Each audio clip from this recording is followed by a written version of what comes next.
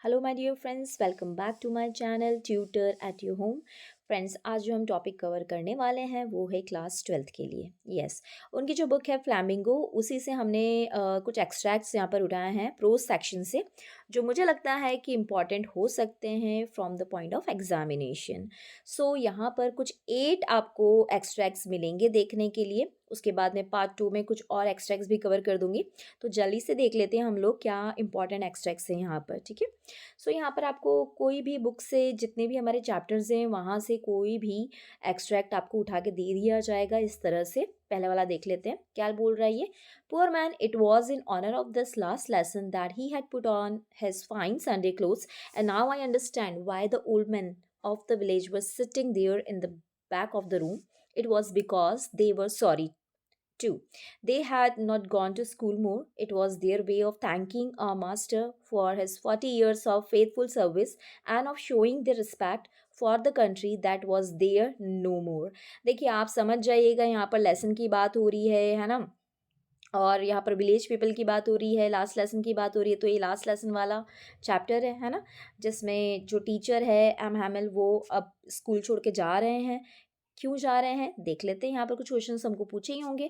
तो पहला क्वेश्चन आपसे ये पूछा है, who does the narrator refer to as a poor man. ये पुअर मैन जो वर्ड है ये किसके लिए यूज़ हुआ है? तो ये यूज़ हुआ है एम हैमिल के लिए। किसके लिए यूज़ हुआ है? एम हैमिल के लिए। एम हैमिल यहाँ पर टीचर हैं जो फ्रेंच पढ़ाते हैं, लेकिन अब फ्रेंच नहीं पढ़ाई जाएगी। अब यहाँ पर क्या ऑर्डर आ गया है कि अब यहाँ पर सिर्फ क्या पढ़ाई जाएगी? जर्मन, ठीक है। Why does the narrator call the French teacher S poor man? तो नरेटर ने फ्रेंच टीचर को पुअर मैन क्यों बोला है? क्यों बोला है? क्योंकि वो सॉरी फील कर रहा है टीचर के लिए, क्योंकि ये उसका लास्ट लेसन है। तो क्या हो रहा है यहाँ पर? He feel sorry for the teacher as it was his last lesson, ठीक है।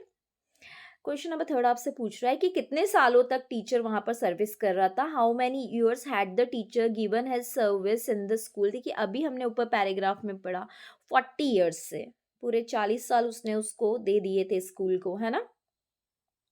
Who sat on the back bench of the last lesson. देखिए, लास्ट लेसन था, टीचर का फेयरवेल था, तो लास्ट बेंच पे कौन बैठा हुआ था? विलेज के लोग बैठे हुए थे जो उनको सुनने के लिए आए थे। चलिए, who is the writer of the lesson, the last lesson. Last lesson का जो राइटर है वो कौन है? तो अल्फोंस जॉर्डट है, ठीक है। ये याद रखिएगा, आपको राइटर सभी चैप्टर के अच्छे से याद करने ही है ना। 2-3 बार आप पढ़ेंगे तो वैसे ही याद हो जाएंगे। चलिए, एक्सट्रैक्ट नंबर 2 देख लेते हैं। एक्सट्रैक्ट नंबर 2 फिर से इसी चैप्टर से है, पढ़ लेते हैं फटाफट। When I pass the town hall there was a crowd in front of the bulletin board. For the last 2 years, all our bad news had come from there, the lost battles, the drafts, the order of the commanding officers, and I thought to myself, without stopping, what can be the matter now? Then, as I hurried by as fast as I could go, the blacksmith watcher who was there with his apprentice, reading the bulletins, called after me, don't go so fast, bub. You will get to your school in plenty of time. I thought he was making fun of me and reached M. Hamill's little garden out all out of the breath. तो ये हमको पता है कि M हैमिल की ही यहाँ पर बात आ रही है, तो लेसन तो वही है, ठीक है। ऐसे आप कैरेक्टर्स अगर आपको याद रहेंगे ना तो आप फटाफट कनेक्ट कर लेंगे। पहला क्वेश्चन आपसे पूछ रहा है, where had all the bad news come from for last 2 year. पिछले 2 सालों से जितनी भी बुरी खबरें थी वो कहाँ से उनको पता चलती थी? तो बुलेटिन बोर्ड। बुलेटिन बोर्ड क्या होता है? एक तरह का बोर्ड होता है जिसके ऊपर है ना सारे नोटिस चिपका दिए जाते हैं, ठीक है। पहले तो ऐसे ही होता था, आजकल तो बहुत ईजिली सर्कुलेट हो जाते हैं, सोशल मीडिया, व्हाट्सअप, ये सब कुछ, है ना। तो पहले अगर न्यूज़ आती थी तो कैसे आती थी? कहीं पर भी मेन जो प्लेसेस होती थी, ऑफिसेस वगैरह जो होते थे, वहाँ लगा दिया जाता था बुलेटिन बोर्ड पे। तो बुलेटिन बोर्ड से उनको पता चलता था सारी न्यूज़ के बारे में। What did the black Smith से टू फ्रांस। फ्रांस को क्या बोला ब्लैक स्मिथ ने? उसने क्या बोला? भाई तू दौड़ दौड़ के मत जा, आराम से जा ना। To not go so fast, to not go so fast, ये इसका करेक्ट आंसर है। What has M. Hamill's little garden been referred to in this extract? Little garden का मतलब क्या है? देखिए, वो गार्डन जो उन्होंने बहुत ही प्यार से लगाया था, उनका खुद का गार्डन है ना, स्कूल के बाहर जो बाउंड्री वॉल में उन्होंने लगा रखा था, उस गार्डन की बात हो रही है। तो जो फ्रांस है वहाँ तक पहुँच जाता है उनके गार्डन तक, और उनको पता चलता है कि अंदर सब लोग क्या कर रहे हैं, बैठे हैं, उनको सुन रहे हैं, ठीक है। What is which of these mean apprentice, apprentice का मतलब क्या है? तो इसका मतलब है मैच्योर। क्या है इसका मतलब? मैच्योर मतलब जो ट्रेनीज होते हैं ना, ट्रेनीज जो भी सीखने वाले लोग होते हैं उनको बोला जाता है, जो अभी अभी काम सीख रहे हैं। तो ब्लैक स्मिथ उनके साथ में वहां पर खड़ा था, उसके ट्रेनीज के साथ में। What was the motive of the blacksmith watcher? जो blacksmith watcher था उसका क्या मकसद था उसको बोलने का फ्रांस को? तो देखिए वो क्या कर रहा था, उसने अभी देख लिया था, बुलेटिन बोर्ड पढ़ लिया था, तो वो क्या कह रहा था फ्रांस को कि अब तुम दौड़ दौड़ के जाने से क्या मतलब है, क्योंकि बुलेटिन बोर्ड पे तो वैसे ही नोटिस आ गया है कि अब फ्रेंच नहीं पढ़ाई जाएगी, अब तो जर्मन पढ़ाई जाएगी। तो उसको रिडिक्यूल कर रहा, मतलब उसकी हंसी उड़ा रहा था फ्रांस की, कि तुम्हारे पास अब बहुत वक्त है, कोई दौड़ के जाने की ज़रूरत नहीं है। तो आंसर क्या हो जाएगा? To ridicule France, to ridicule France. चलिए एक्सट्रैक्ट नंबर 3 देख लेते हैं। My children, this is the last lesson I shall give you. The order has come from Berlin to teach only German in the school of Alsace and Lorraine. The new masters comes tomorrow. This is your last French lesson. I want you to be very attentive. What a thunderclap these words were to me. Oh, the wretches.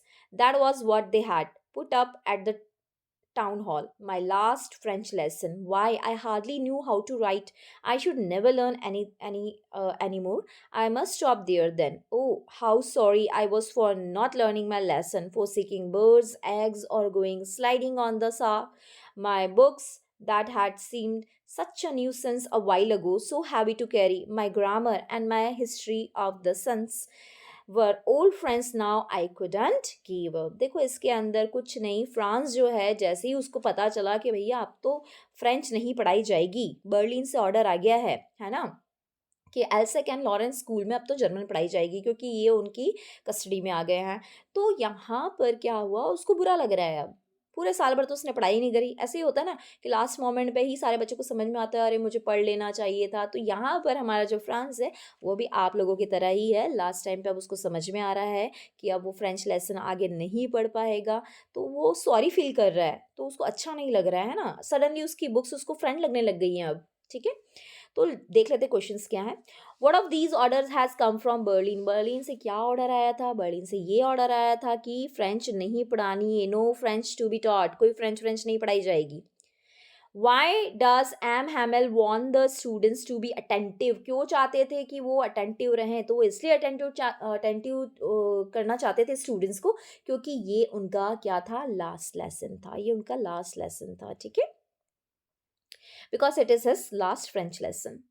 Then which of these seemed old friends to France? Suddenly उसको old friends कौन लगने लगे थे? अभी बताया मैंने, उसकी किताबें उसको क्या लगने लग गई थी? उसकी old friends लगने लग गई थी। Then which of these, देखो यहाँ पे ये लिखा है what a thunderclap, ये एक सेंटेंस दिया आपको, what a thunderclap these words were to me. Which of these expressions the meaning of the underlined word in the above line? तो ये इसका मतलब क्या है? थंडर क्लैप का मतलब क्या है? मतलब ऐसी चीज जो, मतलब हम वॉन्डर कर जाएं, हम अमेज हो जाएं, आश्चर्य हो जाए चीज को सुनकर, है ना। तो ऐसा वो शब्द उसको कानों में लग रहे थे। तो इसका मीनिंग आपसे पूछा है, तो इस एक्सप्रेशन का मीनिंग है स्टार्टलिंग एंड अनएक्सपेक्टेड, मतलब जिसके ऊपर आप बिलीव ही नहीं कर सकते कि ऐसा भी कुछ हो जाएगा। और यहाँ पर क्या हो गया, फ्रेंच की जगह क्या पढ़ना है, अब जर्मन पढ़ना है, तो ये उसको थंडर क्लैप के जैसे वर्ड्स लग रहे थे। ठीक है, जो अनएक्सपेक्टेड थे फ्रांस के लिए। फिर क्वेश्चन पूछ रहा है which of these moods did France express when he was told that it was his last French lesson? तो मुझे बताओ इन चारों में से उसका क्या मूड हुआ होगा जब उसको ये पता चला कि ये उसका लास्ट लेसन है? क्या वो इंस्पायर्ड एंड चेयरफुल हो गया? बिल्कुल नहीं होगा। Repenting and sorrowful, optimistic and serious, romantic and humorous? नहीं भैया, वो तो दुखी हो गया था। तो कौन सा हो जाएगा? रिपेंटिंग एंड सॉरोफुल, वो दुखी हो गया था ये जानकर। ओके, चलिए एक्सट्रैक्ट नंबर 4 पे आ गए हम। और यहाँ पर आप देख सकते हैं कि यहाँ पर साहेब का नाम आया है, ढाका का नाम आया है। तो ये कौन सा लेसन है? द लॉस स्प्रिंग है। ठीक है, लेसन नंबर 2 जो आपका था, पढ़ लेते हैं इसको भी। Why do you do this? I ask Saheb whom I encounter every morning scrounging scrounging for gold in the garbage dumps for of my neighborhood. Saheb left his home long ago, sat amidst the green fields of Dhaka. His home is not even a distant memory. There were many storms that swept away their field and homes. His mother tells him that's why They left looking for gold in the big city where he now lives. I have nothing else to do, he mutters, looking away. Go to school, I say glibly, realizing immediately how hollow the advice must sound. There is no school in my neighborhood. When they built one, I will go. तो ये पूरा paragraph है। यहाँ पर सबसे पहले पूछा है कि ये आई कौन है, तो आई कौन है, जो ऑथर है वही इसमें आए है। तो अनीस जंग इस लेसन के ऑथर थे, ठीक है, अनीस जंग थी, ठीक है। फिर उसके बाद में पूछा है which chapter has this extract been taken, ये एक्सट्रैक्ट कहाँ से लिया गया है, तो लॉस स्प्रिंग, लॉस स्प्रिंग से लिया गया है, ठीक है। What does the word emits का मतलब क्या है, इसका मतलब होता है बीच में, in the middle of, okay. Then यहाँ पर एक और चीज पूछिए, why does the word glibly means, what यहाँ पर लिखेंगे हम, व्हाट नहीं, यहाँ पर लिखेंगे व्हाट, व्हाइट नहीं लिखेंगे, what does the word glibly means, इसका मतलब है कॉन्फिडेंटली, ठीक है। क्या मतलब इसका, कॉन्फिडेंटली, इसको याद रखिएगा आप। Extract number 5. If I start a school, will you come? I ask, half joking. Yes, he says, smiling broadly. A few days later, I see him running up to me. Is the school ready? It takes longer to build a school, I say, embarrassed at having made a promise that was not meant. But promises like mine abound in every corner of his bleak world. After months of knowing him, I ask him his name. Sahib Alam. He announces. He does not know what it means. If he knew its meaning, Lord of the universe, he would have hard time believing it. चलिए, तो ये भी उसी chapter से है। और question आपसे पूछता है कि what does the narrator feel embarrass, why does the narrator feel embarrass, क्यों, मतलब उसको बुरा क्यों लग रहा है, एम्बैरेस मीन्स बुरा लगना, तो किस चीज़ को बुरा लग रहा है, कि उसने उससे झूठा प्रॉमिस कर लिया कि वो उसके लिए क्या बना देंगे, स्कूल बना देंगे ना, लेकिन नहीं बना पाए, ठीक है। तो उन्होंने क्या करा, एक फेक प्रॉमिस किया, तो इसका मतलब ये है। तो which literary device is there in Saheb name, Saheb के नेम में कौन सी लिटरेरी डिवाइस है। देखो यार, अब नाम उसका क्या है, साहेब, लेकिन काम तो उसका अपोजिट ही है, रैक पैकर है वो, ठीक है। तो उसके नाम में क्या है, आयरनी, मतलब जैसा दिख रहा है वैसा है नहीं। जब कभी ऐसा होता है कि जैसा दिख रहा होता है और वैसा होता नहीं, तो वहां पर क्या होती है, आयरनी होती है, ठीक है। सो यहाँ पर नाम उसका साहेब आलम है, लेकिन उसका जो लिविंग है वो ऐसा है ही नहीं साहेब आलम जैसा, right. What does phrase abound in means, abound in का मतलब क्या होता है, तो इसका मतलब होता है जो भी चीज़ है वो लार्ज क्वांटिटी में, तो ये तीनों ही का मतलब क्या होता है, abound in. Polluted, teeming, exist in large quantity, इसलिए इसका आंसर क्या लगाया हमने, ऑल ऑफ दीज, इन सब का मतलब होता है अबाउंड इन, मतलब कोई भी चीज़ लार्ज क्वांटिटी में, ठीक। Find out the synonym of the word bleak, bleak from the following, bleak का मतलब होता है बहुत ही होपलेस हो जाना, डीम हो जाना, आप कुछ आशा ही नहीं बचना, अंधेरे में, डार्क में चले जाना, तो ये सभी वर्ड का मतलब क्या है, ब्लीक है। ब्लैक, होपलेस, डीम, जहाँ कोई उम्मीद बाकी नहीं हो दूर दूर तक, ठीक। Extract number 6. It happened when I was 10 or 11 year old. I had decided to learn to swim. There was a pool at the YMCA in Yakima that offered exactly the opportunity. The Yakima River was treacherous. Mother continually warned against it and kept fresh in my mind the details of each drowning in the river. But the YMCA pool was safe. It was only 2 or 3 feet deep at the shallow end, and while it was 9 feet deep at the other, the drop was gradual. I got a pair of water wings and went to the pool. I hated to walk naked into it and show my skinny leg, but I stubbed my pride and did it. देखिए, तो ये कौन सा lesson है, deep water, जिसके अंदर उसको तैरने से डर लगता है, उसके साथ बचपन में ही बहुत बड़ी घटना घट जाती है, कोई बच्चा आके उसको धक्का दे देता है, तो एक फियर बैठ जाता है पानी से उसको। तो पहला क्वेश्चन आपसे पूछ रहा है कि who is I in the bowline, ये आई कौन है, तो विलियम डॉगलास, जिनके साथ में ये सारी चीजें होती हैं। फिर पूछ लिया कि ट्रेचरस का मीनिंग बता दो, तो इसका मतलब होता है डेंजरस। दो याकीमा रिवर है इसके अंदर, है ना, जिसके अंदर वो तैरने नहीं जाना चाहते थे, उनकी मम्मी ने उनको वार्न किया था कि नहीं, वहाँ नहीं आप सीखेंगे, क्योंकि वो रिवर में आए दिन कोई ना कोई डूबता रहता है, तो वो डेंजरस रिवर है, तो इसका मतलब क्या है, डेंजरस, ठीक है। How was YMCA pool safer, YMCA pool safer क्यों था, क्योंकि शैलो ज़्यादा गहरा नहीं था, शैलो मतलब ज़्यादा गहरा नहीं होना, तो वो स्विमिंग सीखने के लिए परफेक्ट पूल था, okay. What does the speaker mean by I subbed my pride? इसका मतलब बताना है। तो मतलब इसका मतलब है कि put pride down by force, मतलब force से आप अपने घमंड को क्या कर रहे हैं, कम कर रहे हैं, ठीक है, डाउन कर रहे हैं, इसका मतलब ये है। तो put pride down by force इसका मतलब है। Extract number 7 देख लीजिए. From the beginning, however, I had an aversion of the water when I was in it. This started when I was 3 or 4 years old, and father took me to beach in California. He and I stood together in the surf. I hung on to him. Yet the waves knocked me down and swept over me. I was buried in water. My breath was gone. I was frightened. Father laughed, but there was terror in my heart at the overpowering force of the waves. My introduction to the YMCA swimming pool revived unpleasant memories and shattered childish fear. But in a little while, I gathered confidence. तो देखिए ये again same chapter है. Who is the author of deep water? तो देखिए इसमें से कोई भी विलियम डॉगलास है, लेकिन उसका नेम नहीं लिखा हुआ है, इसलिए हमने क्या लगाया है, नन ऑफ दीज. इसलिए मैं कह रही हूँ आपको राइटर नहीं पता होने चाहिए, तभी आप नन ऑफ दीज लगा पाएंगे, वरना कैसे लगा पाएंगे, है ना.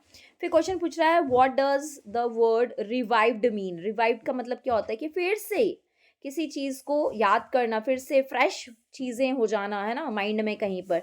तो इन सभी का मीनिंग ये फ्रेश लाइव, रीस्टोर टू कॉशियसनेट, रिससिटेटेड इसका मतलब है. तो इसमें क्या हो जाएगा, ऑल ऑफ दीज आप लगा देंगे, ओके, क्योंकि इन सभी का मतलब क्या है, revived. What does the speaker mean by I was buried in water? I was buried in water मतलब उसके अंदर दफन नहीं हो गया, मतलब वो ड्राउंड हो गया, पूरा डूब गया उसके अंदर. तो इसका मतलब है दैट ही वॉज ड्राउंड, है ना. यहाँ पर ड्राउंड लिखा है, ड्राउंड मतलब डूब जाना, है ना, पूरा कवर हो जाना पानी में. चलिए, why did he go to YMCA pool? क्यों गया वहां पर? आपको पता ही, क्योंकि इट वॉज सेफर, सेफ था वहां पर, सीखना आसान था, इसलिए गया वहां पर. फिर क्वेश्चन नंबर 8, मतलब एक्सट्रैक्ट नंबर 8 आपके पास है, ये देख लेते हैं. When Frank Buckman's Murat rearmament army, some 200 strong, visited Madras sometime in 1952. They could not have found a warmer host in India than the Japanese studio. Someone called the group an international circus. They weren't very good on the trapeze, and their acquaintance with animal was only at the dinner table. But they presented two plates in a most professional manner. The Jotham Valley and the Forgotten Factor ran several shows in Madras, and along with the other citizens of the city, the Jamini family of 600 saw the plays over and over again. The message of the play were usually plain and simple homilies, but the sets and costumes were first rate. Okay, so ये हमारा paragraph है यहाँ पर, और देख लेते हैं इसके ऊपर कौन सा क्या क्वेश्चंस यहाँ पर दे रखे हैं. तो what is the full form of MRA? MRA का मतलब क्या है? तो देखिए हमने यहीं पर पढ़ा था, मोराल रीआर्मामेंट आर्मी. तो यहीं से हमको इसका मीनिंग मिल गया. तो MRA का मतलब ये हो गया, morale rearmament army. When did MRA visit Madras? कब आए थे? तो 1952 में. ऊपर हमने पढ़ा भी है 1952 में. What things attracted the audience in the play staged by MRA? तो क्या ज़्यादा अट्रैक्ट करता था ऑडियंस को? तो उनके सेट्स और उनके कॉस्ट्यूम्स बहुत ज़्यादा अट्रैक्ट करते थे. तो this is the correct answer. How many people were there in the Gemini family? कितने लोग थे? तो वहाँ पर कितने लोग थे? टोटल 600 थे. अब मद्रास का प्रेजेंट नेम क्या है, ये आपसे पूछा है. तो चेन्नई वहाँ का प्रेजेंट नेम है. ओके, सो ये थे कुछ इम्पॉर्टेंट एक्सट्रैक्ट्स जो मुझे लगता है आ सकते हैं और आए भी हैं. आपके हाफ ईयरली क्वार्टरली में भी पूछे गए हैं. अभी मैं आपको सिर्फ इतने ही कवर कर रही हूँ. नेक्स्ट हम और कवर कर लेंगे नेक्स्ट पार्ट में. पार्ट 2 भी मैं आपके लिए लेके आऊँगी, और उसमें मैं सारे एक्सट्रैक्ट्स एंड उसके बाद में जितने भी आपकी पोम्स हैं वो भी हम कवर कर लेंगे. प्लीज़ आप लेसन्स को अच्छे से पढ़िएगा. ये सफिशिएंट नहीं है, हमको थोड़ी स्ट्रॉन्ग स्टडी करनी पड़ेगी. सो थोड़ा सा आप एक्स्ट्रा माइल जाएं, और ये तो पढ़ें ही, साथ साथ में अपना भी थोड़ा सा एक्स्ट्रा एफर्ट लगाने की कोशिश करिए. Okay, thank you, bye bye and take care. Share कर देना, लाइक कर देना, और सब्सक्राइब नहीं किया है तो कर देना. Okay, bye bye.